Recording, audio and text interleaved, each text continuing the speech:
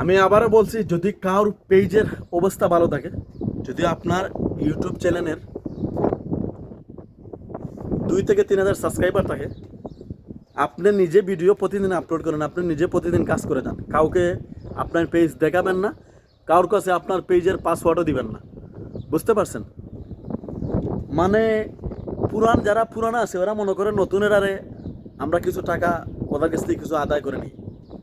ওরার কাছে যদি আপনি কোনো হেল্পের জন্য যান, যদি বলেন ভাই আমার এই পেজে এই সমস্যা আমি কী করতে হবে, বা আমার পেজের ফলোয়ার বাড়তেছে না, বা আমার সাবস্ক্রাইবার বাড়তেছে না, বা আমার ভিউ হইতেছে না, ওরা লাস্ট সমাধান একটাই দেয় যে আমাদেরকে টাকা দিতে হবে। আমি যারা যারা এই ভোগান্তি ভুগতেছেন, আমি এদেরকে বলুন ভাই, ভালো ভালো ইউটিউবার তো সবাই খারাপ নয়, আমি সবাইকে খারাপ বলতেছি না, পুরানা যারা তো সবাই খারাপ নয়, আমরা তো নতুন আসছি, সবাইকে আমি খারাপ বলতেছি না।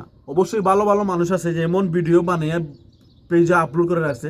আপনার যে সমস্যা এই সমস্যা আপনি ইউটিউবে লেগে সার্চ মারেন, দেখেন ওই যে কোনো এক ভাই এই সমস্যার ভিডিও আপলোড করে রেখে দিয়েছে। আপনি এটা দেখে আপনি আপনার সমাধান করতে পারেন। বুঝতে পারছেন? সব ভুলেও কার কাছে আপনি ইউটিউবের পাসওয়ার্ড দিবেন না, ফেসবুকের পাসওয়ার্ড দিবেন না। ভালো ভালো ইউটিউবার, মানবিক ইউটিউবার এখনও আছে দেশে। ভালো ভালো যে সমস্যা আছে আপনার এই সমস্যা লেখে সার্চ মারলে আপনার এই সমস্যার ভিডিও পেয়ে যাবেন। এই ভিডিও দেখে দেখে আপনার কাছে আপনি সাকসেস করতে পারবেন। সো বি কেয়ারফুল, কার কাছে আপনার ফেসবুকেরও আর ইউটিউবেরও পাসওয়ার্ড দিবেন না। Thank you so much. Next কোনো ভিডিওতে আপনাদের সাথে দেখা হবে। আমারে বেশি বেশি করে শেয়ার করবেন, আমারে বেশি বেশি করে সাপোর্ট করবেন। যদি আমাকে বেশি বেশি করে সাপোর্ট করেন, ভালো ভালো ভিডিও আপনাদের মাঝে আমি অবশ্যই তুলে ধরবো।